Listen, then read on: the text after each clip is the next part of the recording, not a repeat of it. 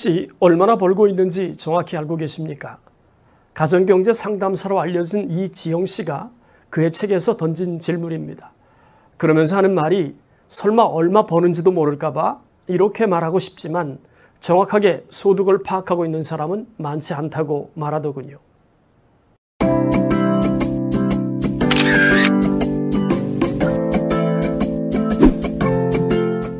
안녕하세요. 은퇴살이 40년 해법 찾기를 고민하는 고갈TV 이종범입니다.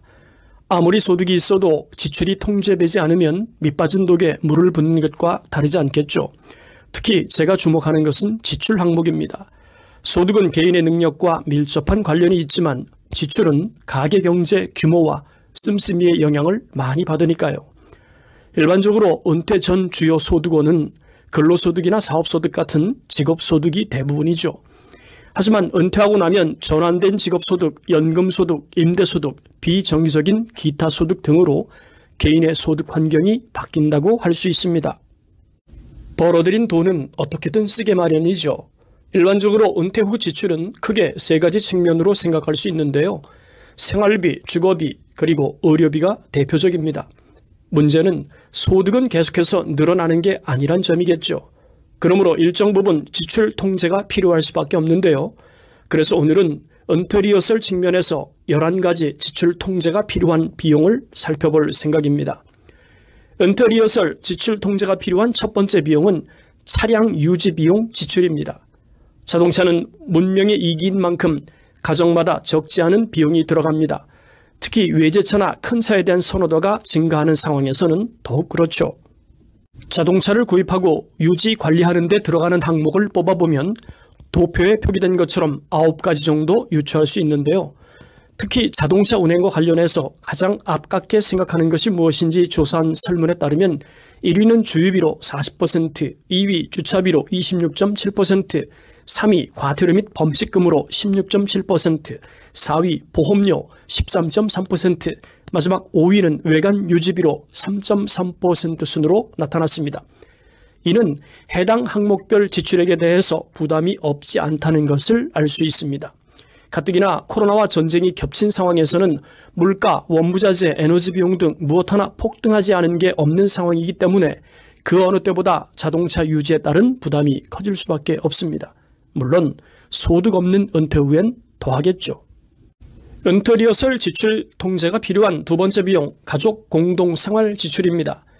특히 4대 보험료, 인터넷이나 핸드폰 비용, 주거 유지에 필요한 각종 관리비, 각종 세금성 지출이 대표적이죠. 문제는 가족 공동생활을 위한 지출은 그 특성상 임의적으로 줄이는 것이 쉽지 않습니다. 그러므로 주거 유지에 필요한 세금성 비용과 의료보험을 제외한 나머지 비용에 대해서는 가족 구성원의 절대적인 협조가 필요합니다. 은퇴 리허설 지출 통제가 필요한 세 번째 비용, 사람 노릇 지출이죠. 일종의 체면 유지비라고 할 수 있는데요. 경조사비가 대표적입니다. 특히 나이가 들수록 손자녀 결혼이나 사망과 관련한 경조비가 늘어납니다. 라이나 전성기 재단 조사 자료에 따르면 경조비로 월 10만 원이 41%로 가장 많았고 20만 원 지출이 20%, 30만 원이 16%를 차지하고 있었습니다. 하지만 은퇴 후 평균 소득이 163만 원인 점을 고려하면 은퇴 이후 경조사 비용은 결코 작은 금액이 아닌 만큼 경조금 지출 원칙을 세우는 것이 무엇보다 중요합니다. 은퇴 리허설 지출 통제가 필요한 네 번째 비용, 풍요로운 삶을 위한 지출입니다. 각종 문화생활이나 적절한 휴식은 꼭 필요하죠. 하지만 적정선을 넘으면 곤란합니다. 더욱이 계획된 지출이 아니라 기분에 치우친 지출이라면 절대 문제가 되죠. 한 예로 캠핑 문화가 보편화되면서 장비 구입 지출이 증가하고 있는데 구색 갖추기에 치중하면 낭패를 당하곤 합니다. 제 주변에도 고가의 캠핑 장비를 구입해놓고 몇 번 쓰지도 않고 애물단지 취급하는 사람이 적지 않거든요. 캠핑은 본질은 힐링이지 구색 갖추기가 아니란 점을 간과하면 안 될 것 같습니다. 은퇴 리허설 지출 통제가 필요한 다섯 번째 비용, 멋스런 생활을 위한 지출입니다. 나이 고하를 막론하고 예쁘고 멋지게 보이고 싶은 마음은 인간의 본능이죠. 특히 외모를 가꾸거나 명품을 갖고 싶은 욕망은 나이가 든다고 해서 줄어드는 건 아니니까요. 더 만족스럽고 멋스런 삶을 위해 지출하는 것이 잘못된 것은 아니지만 과하면 문제가 됩니다. 멋스런 생활은 그만큼 많은 돈을 지출해야 하니까요. 은퇴리허설 지출 통제가 필요한 6번째 비용, 저축을 위한 지출입니다. 이 돈은 다른 지출과 달리 반드시 돌아오는 돈이기 때문에 어떤 방식이 되었든 늘려야 합니다. 물론 한정된 소득으로 더 많은 저축을 하는 게 쉬운 일은 아니죠. 하지만 다른 지출을 줄이는 한이 있어도 저축성 자산만큼은 늘려야 합니다. 특히 주식이나 코인처럼 투자를 통해 자산을 키우려는 분들이 많은데 한 가지는 명심해야 할 것 같습니다. 절대 빚을 내서 투자하는 건 금물이죠. 정말 안타까운 것은 위험을 분명히 알면서도 빚을 내서 투자하는 경우입니다. 그런 분들이 너무 많으니까요. 은퇴리허설 지출 통제가 필요한 7번째 비용, 부채 상환 지출입니다. 부채는 지출 규모가 가장 큰 비용으로 가계 경제를 옥죄는 주범 중 하나죠.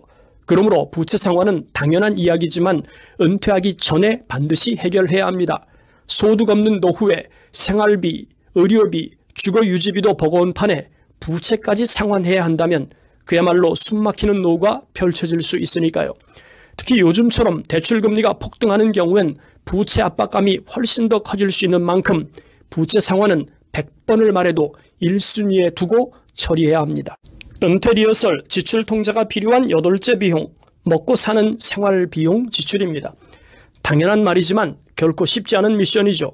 특히 식비와 병원비가 대표적인데요. 그 중에서도 의료 관련 지출은 예측할 수 없기 때문에 매우 위험한 지출 항목입니다. 은퇴 후엔 말할 것도 없겠죠. 그러므로 꾸준한 건강관리는 기본이고 주기적으로 건강검진을 받는 것이 더 큰 돈이 나가는 위험을 사전에 차단하는 방법인 만큼 은퇴 후에 건강검진은 반드시 챙겨야 할 항목입니다. 의료비엔 세일이 없으니까요. 은퇴리허설 지출 통제가 필요한 9번째 비용, 자녀 양육 관련 지출입니다. 할 수만 있다면 은퇴하기 전까지 막내 자녀가 학업을 마칠 수 있어야 합니다. 그렇지 않으면 적지 않은 가계 압박이 가해질 수 있으니까요. 더하여 자녀 결혼이나 창업 비용까지 지원하는 상황이 벌어진다면 부모의 노후는 빨간 적신호가 켜질 수 있는 만큼 자녀를 위한 경제적 지원을 어디까지 할 것인지 분명하게 선을 그어야 합니다. 은퇴리허설 지출 통제가 필요한 10번째 비용, 부부 용돈입니다. 한 달 용돈 얼마나 지출하고 있습니까? 가랑비에 옷이 젖는 것처럼 용돈도 마찬가지입니다. 반복하는 말이지만 은퇴 후엔 소득이 급격하게 줄어들기 때문에 지출 통제 훈련 차원에서 끊어야 할 것은 끊고 줄여야 할 것은 줄이는 훈련이 필요합니다. 은퇴리허설 지출 통제가 필요한 11번째 비용, 예상하지 못한 지출입니다. 지출은 아무리 치밀하게 통제해도 사람이 하는 일인 만큼 새는 돈이 발생하기 마련이죠. 그러므로 적어도 3 내지 6개월 정도 생활비로 쓸 수 있을 만큼의 예비비 통장이 필요합니다. 언제 어떤 일이 벌어질지 모르니까요. 지금까지 은퇴리허설 지출 통제가 필요한 비용 11가지 지출에 대해서 살펴보았습니다. 준비되지 않은 노후도 위험하지만 통제되지 않은 지출도 위험한 건 마찬가지입니다.